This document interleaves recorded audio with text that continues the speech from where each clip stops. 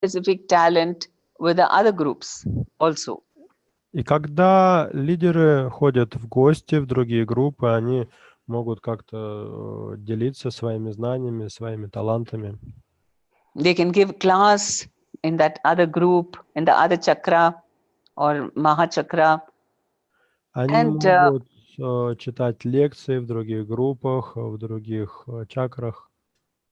So what happens is then this feeling of community develops, because there are so many requirements for cooperation. For example, getting devotees married, helping them find jobs, maybe making them do businesses together.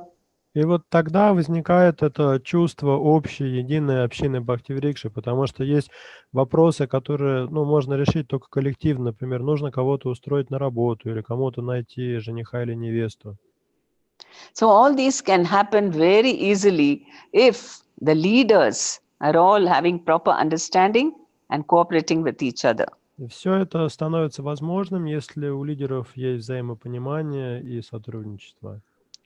And this is possible in the Bhakti-vriksha system because everyone knows from the very beginning that he is only a servant leader. И в Бхакти-врикше это возможно, потому что все с самого начала знают, что они не просто лидеры, а они лидеры-слуги.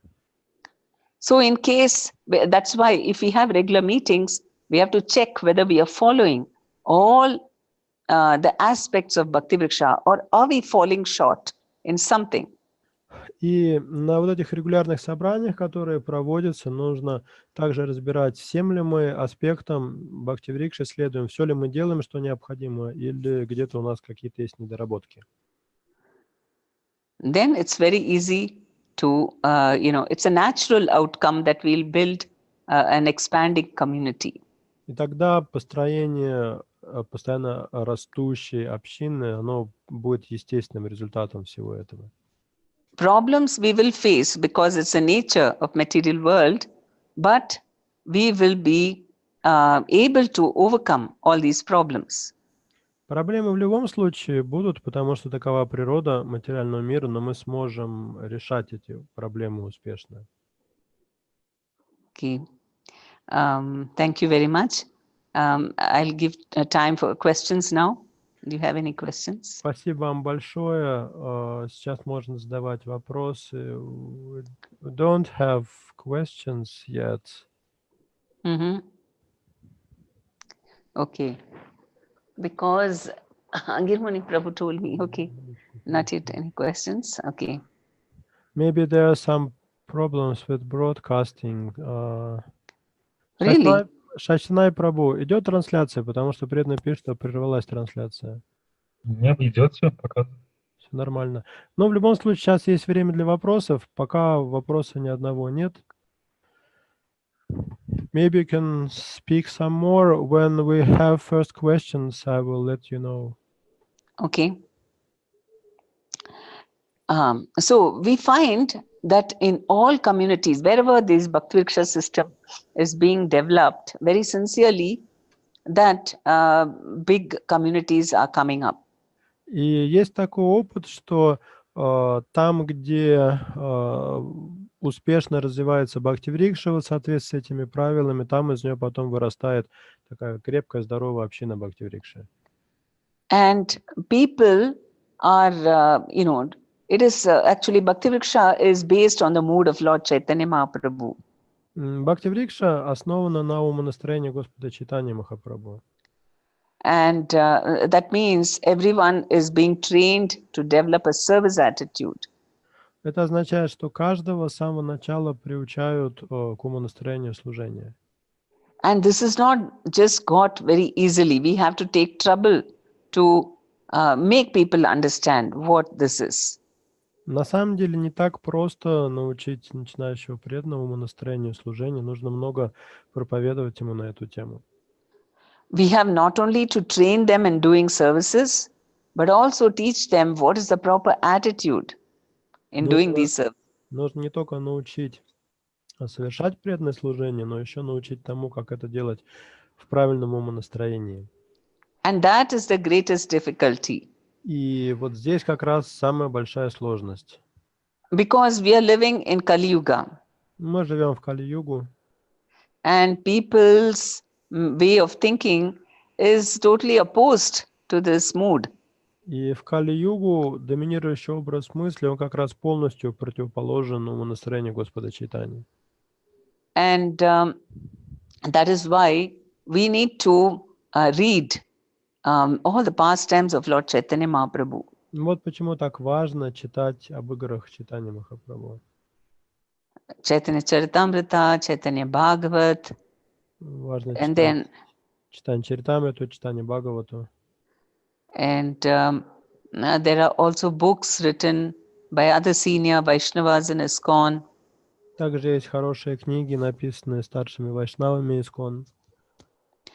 And so by reading those, what will happen is people will get familiar with this mood of Chaitanya Mahaprabhu. И когда преданные читают эти книги о Господе Чайтанье, то потихонечку вот это вот умонастроение Господа Чайтаньи, оно становится для них естественным. And so then they will, slowly it will become second nature. I mean, it will become their nature to behave in that particular way of this mood of selfless service.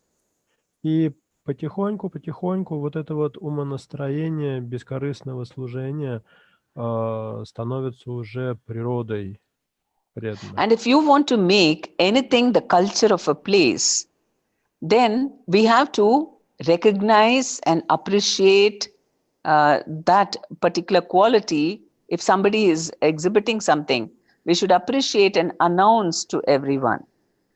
И если у преданных есть какие-то... Can you paraphrase it? Okay. So the culture, I mean, if you want to build a culture in a community, then you have to award or recognize somebody who's exhibiting nice qualities. Now I got it. Если мы хотим, чтобы у нас в Бхактиврикше развивалась правильная культура взаимоотношений, очень важно прославлять и благодарить преданных за их какие-то качества хорошие, за их достижения. Normally, we are recognizing only some external things that people do. For example, I mean, though it is a spiritual activity, but still, we recognize someone for distributing many books or getting a lot of people to the program and so on. Обычно мы прославляем преданных за какие-то внешние достижения. Они, конечно, тоже духовные, но такого внешнего характера. Например, кто-то, выдающиеся достижения, кто-то очень много книг распространил или очень много людей привел на программу. But we generally forget to, appreciate some devotee who selflessly took care of another devotee, or who took care of some sick person, or who, yes. И при этом порой забываем такие вещи, которые тоже нужно прославлять. Кто-то, может быть, какой-нибудь незаметный преданный, о ком-то позаботился, может быть, о больном каком-то преданном позаботился. Who helped another devotee for something selflessly out of the way. He took care of people. То есть каким-то образом позаботился. We started getting questions at this point. Okay. So if we announce these things and recognize those devotees, then everybody will feel enthusiastic to also be so caring and develop Vaishnava qualities. Поэтому, если мы будем хвалить не только за большие достижения преданных, но вот и за какую-то заботу проявленную на бытовом уровне, это будет вдохновлять всех развивать в себе это настроение заботы и служения. Okay. What is the first question? First question is how regularly should we conduct vyuhas, picnics, and community programs for all bhakti vrikshas, and how to alternate them? Вопрос, какой регулярностью должны проводиться вьюхи, пикники и встречи всех бхакти-врикш, как их чередовать? Okay, Vyuha programs is as soon as when Siksha's program is going to be conducted, that is every 2 months, you can have a Vyuha program. Вьюха проводится после семинара Шикша, а семинар Шикша в среднем каждые 2 месяца проходит. And this generally is not involving the whole community. It's only 2-3 groups who come together. Как правило, вьюха — это встреча 2-3 групп, то есть вся община Бхактиврикши в этом не участвует целиком. And, having Sunday programs, in some places they have every week, but at least we should, if it's not possible, for example, if it is a city as large as Moscow, sometimes they say it's very difficult to get everyone together once a week. But at least then in such places, they should do it at least once a month. Большие такие вот воскресные встречи всех Бхактиврикш в некоторых странах проходят вообще раз в неделю, но в таких больших городах, как Москва, мне неоднократно говорили, что это очень часто, ну хотя бы раз в месяц тогда они должны проходить. And even if they are, okay, maybe in some places the temple is there and everyone attends the temple program.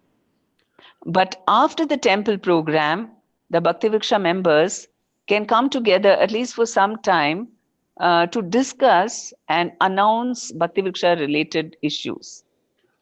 Потом еще такой момент, во многих ятрах есть храмы, и преданные ходят туда на воскресные программы, но даже если это происходит, потом все равно они должны как-то после воскресной программы собраться вместе и обсудить какие-то насущные вопросы.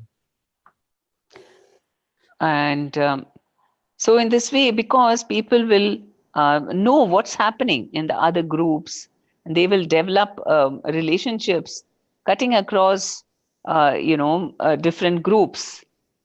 Тогда преданные будут знать, что происходит вообще в других группах, чем там живут и дышат преданные. Then what else did they ask? How alternate these programs? Okay, alternate between Vyuha and То есть как чередовать что? Vyuhas and picnics and Sunday programs. Okay, picnics also are of different levels. There is picnic by the Bhaktivriksha members, just for each Bhaktivriksha having a picnic. К вопросу чередования, пикники, они тоже разных уровней бывают. Например, самый простой вариант — это пикник для членов одной группы. So that can be more frequent, maybe once a month or once in 2 months. Такие пикники можно делать почаще, например, раз в месяц, раз в 2 месяца. Then sometimes the sectors have their own picnics. Each sector has its own picnic. Иногда в некоторых секторах для всего сектора устраивают пикник. And maybe that can be once in 3 months. Ну, например, раз в 3 месяца так можно делать. And everyone together having a picnic can be even once in 6 months. А большой пикник для всей общины Бхактиврикш, ну, например, можно раз в полгода проводить.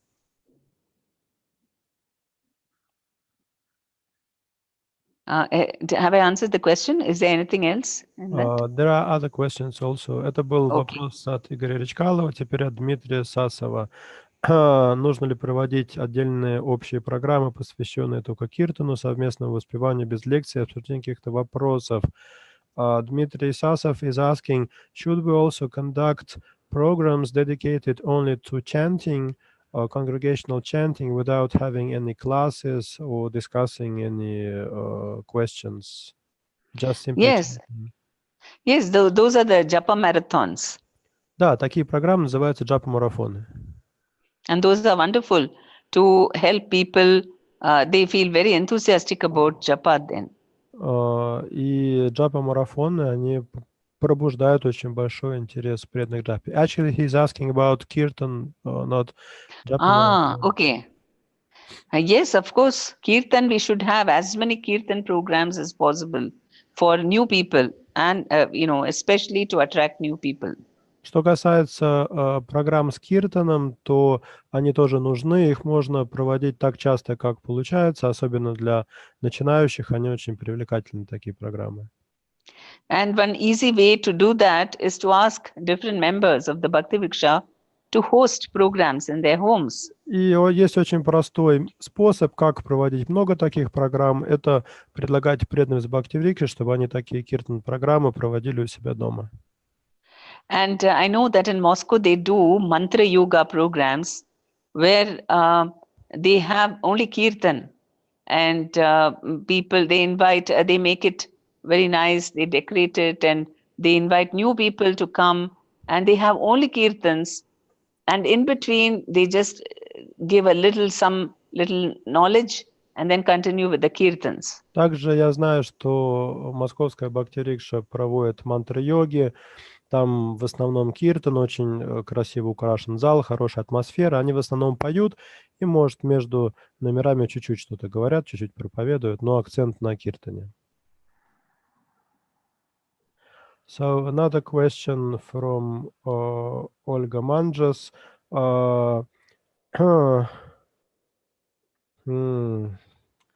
Вот даже я, наверное, не смогу прочитать. Расскажите, пожалуйста, как обычно организуются встречи у вас? Сколько человек, что обычно и как заранее или впроц? Так, it's difficult to understand the question. I'll try to translate at least what I could. Пожалуйста, постарайтесь как-то более понятно формулировать. Тогда другой вопрос. Как служат божествам? Какие стандарты у семейных людей? С какой регулярностью иштагошти, марафоны? Как вы все успеваете? So the question is that yesterday Mahachakrapatis from Amman were giving sector, and they mentioned that they have deity worship at home, and other devotees also have deity worship. So the question is, what standards of deity worship do grihastas have? It's very important for Mataji to understand. And also, how often do you have ishtagoshtis and japa marathons? And another question about your own sadhana. How can you how do you have time for all that you are doing? How do you manage to do so many things? Okay. So about deity worship, we start with Gaur-Nitai worship, and we say at least you have to have taken Guru Ashraya if you can worship, small Gaur-Nitai deities. Что касается поклонения божествам, первая ступень у нас это поклонение Гуранге и Нитянанде. Для этого как минимум преданные должны быть на ступени Гуру Ашрия. And they have to have Mangalarati and also evening Arati. В стандарт входит Мангала-арати, вечерняя арати. It can be a shortened version. It doesn't have to be elaborate like the temples. Укороченная арати, не обязательно такое пышное, как в храме. And they need to offer food 3 times a day. Также предложение пищи 3 раза в день. If they're not cooking, then they can substitute for, they can give some fruits or yogurt or something like that. Если нет возможности приготовленную пищу предлагать, то хотя бы фрукты. And then they have to bathe and change the dress at least once, on every Ekadashi. И одежды у божеств меняются, по крайней мере, в каждой Экадаши, не реже. So this is the minimum standards. And of course, festivals and all that, they bathe them and, dress them up and so on. But this is the minimum standard. Это минимальный стандарт, но к этому еще добавляется омовение на праздники, там, на джамаштами и так далее. And of course, they also slowly add Jagannath, Baldev, Subhadra, small size of deities and so on. Потом следующий этап – это уже вводится поклонение маленьким божествам Джаганатхи, Баладевы и Субхадры. So parts of that question was how regularly do you conduct ishtagoshtis and marathons?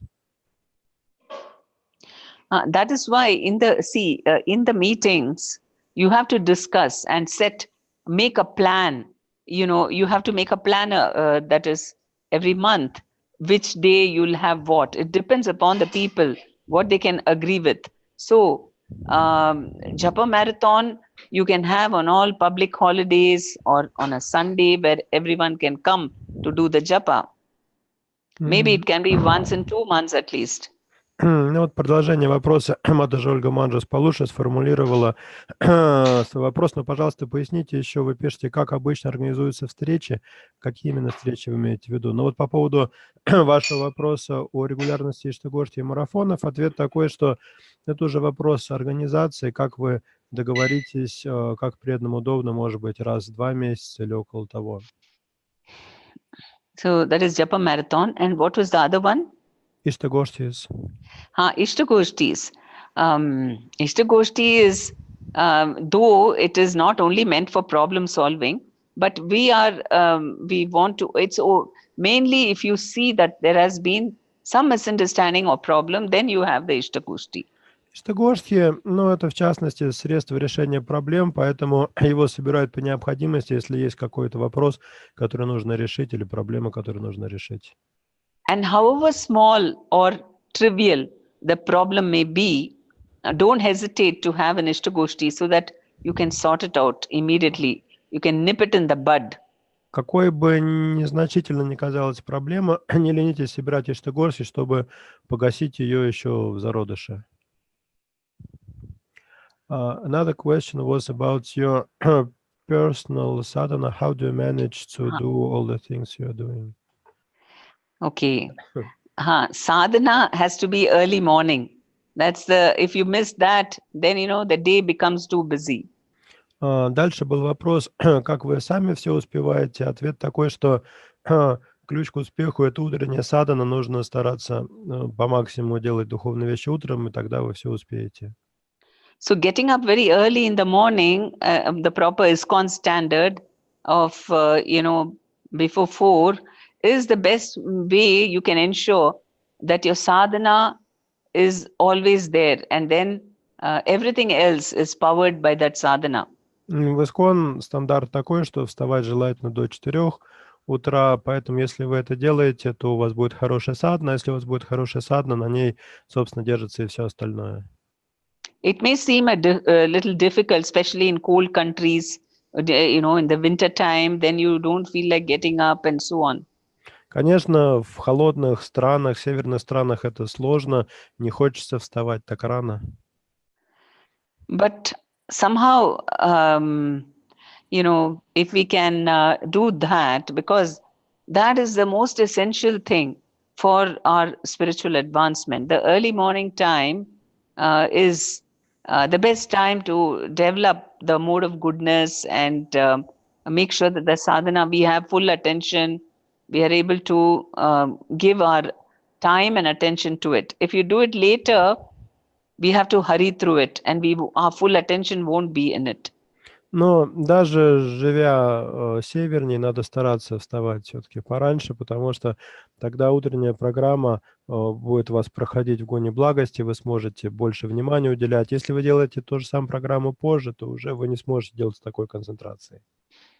And that is what, initially to get people to do Mangalarati took us a lot of time and effort. We had to first convince everyone why it is so important for our spiritual life. И на самом деле нам не просто удалось ввести вот эту культуру Мангаларати, приходилось очень много преданным проповедовать, почему это вообще необходимо. And of course, for grihasthas who are very busy, who are going to work and with children, you can do a short Mangalarati, which doesn't take... Если это семья с детьми, там муж работает, можно делать очень короткое Мангаларати. And most important, the aspect of our spiritual life is the japa. If we can complete all our rounds in the morning, then that gives all the spiritual strength. Очень важный аспект нашей духовной практики – это джапа. Если у вас получится прочитать свои круги утром, это даст вам очень большую силу.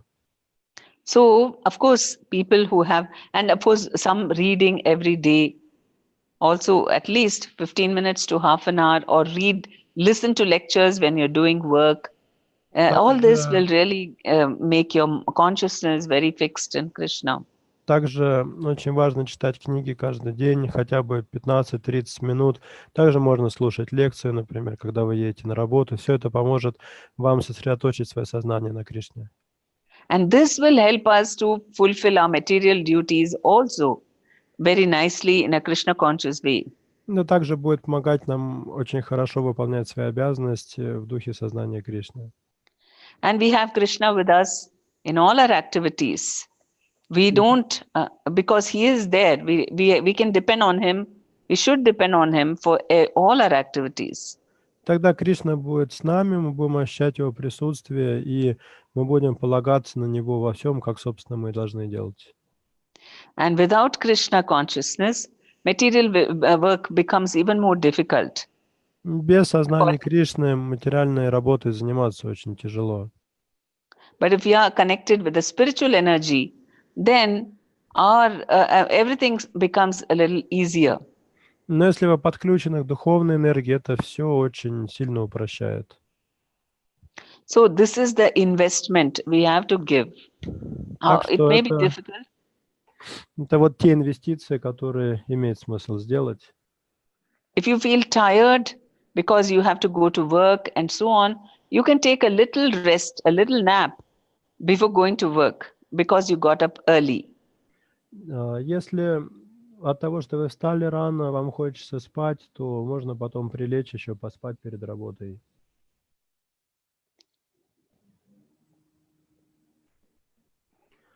Is that okay? Hopefully it is. Another question from Nadia Drugar. Could you please explain how to properly conduct Gita study class in the temple or at devotee's home? What is important in this regard? Вопрос от Нади Другар. Расскажите, пожалуйста, как правильно организовать изучение Бхагавад-гиты в храме или в доме преданных, что является важным? I did an entire class on this Bhagavad Gita study. That was day before yesterday. So позавчера я целый семинар по этому поводу прочитала, как проводить семинар по Бхагавад-гите. Can you please listen to that? Поэтому, пожалуйста, We'll answer послушайте you. его. Там есть ответ на ваши вопросы. Another question from Dmitry Sasov. You mentioned that we should appreciate devotees, but still there is some instruction from Goswamis that a neophyte devotee should not be glorified face to face, maybe because he may become proud. Вопрос от Дмитрия Сасова. Как соотносится необходимость прославления преданных с наставлениями Госвами о том, что начинающего преданного нельзя хвалить в присутствии этого начинающего преданного? No, we can, if we glorify their spiritual qualities, in the sense, if they did it with sincerity or, whatever they did this, we don't praise that, oh, they sang very nicely or, some abilities. No, we don't praise that, because then they will start feeling very puffed up materially. But if we say that, oh, you did very sincerely, you served Krishna very nicely, or you helped, the other devotee, whatever spiritual qualities we glorify, then actually that doesn't make a person proud.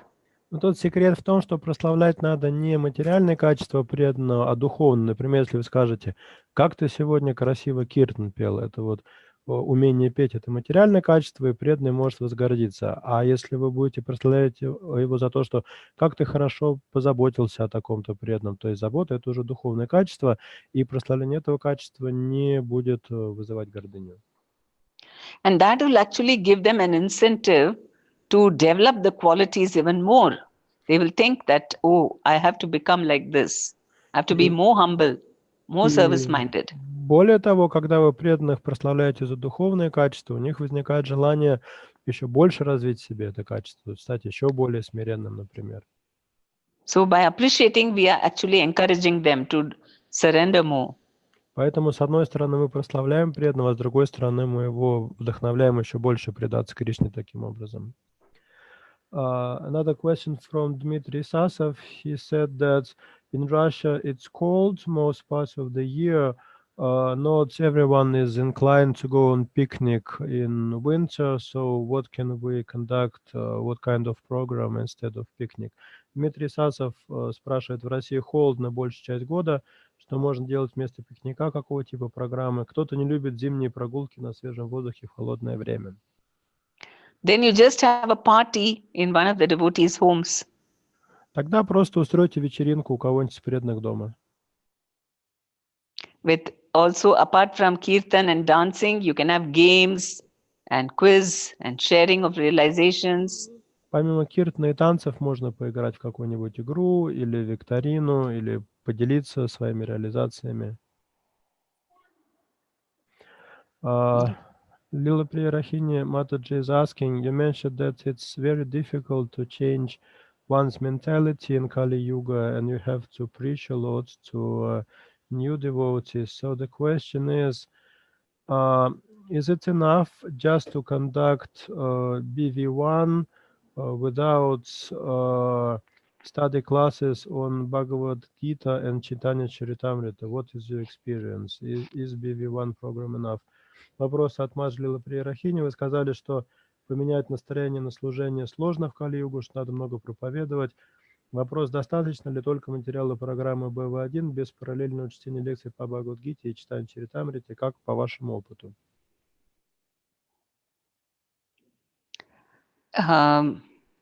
No, we have to give, the first step is to teach them through Bhakti Vriksha.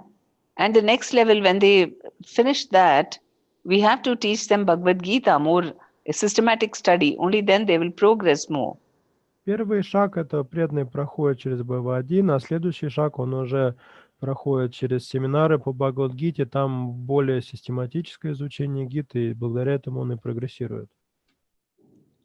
So initially it is okay, you just do Bhakti Vriksha. And then later on, you have also, when you are teaching, you're also growing. So you're capable of teaching much more. And then the members are also growing. So you will be able to teach them at a later date.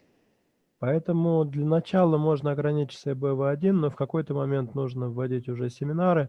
Тут еще такой момент, что и вы сами будете прогрессировать, когда вы готовитесь к семинарам и проповедуете по Бхагавад-гите. We do whatever we are most comfortable with now. But as we keep teaching naturally, our advancement and our abilities will also keep improving. Сейчас мы делаем то, что нам самим нравится и комфортно. Надо понимать, что по мере нашего собственного духовного прогресса также будут развиваться наши возможности и способности в плане проповеди. Have I answered a question or is there more? I think you have. Actually, we run out of questions and we're running out of time. Thank you very much. Okay. Thank you very much, Prasiva Poche. Hare Krishna. I think this is the last lecture, right? Yeah, это последний наш семинар. Yeah, it is very nice that we could reach out to all the devotees online. This is the first time that in Russia it's happening, Winter Festival online. Очень хорошо, что мы так вот в режиме онлайн смогли пообщаться со всеми преданными в России. На самом деле это впервые. Зимние школы проходят в онлайне.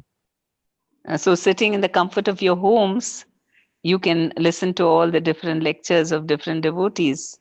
Вы можете, не выходя из дома, сидя, сказать, в удобном кресле, слушать разных преданных.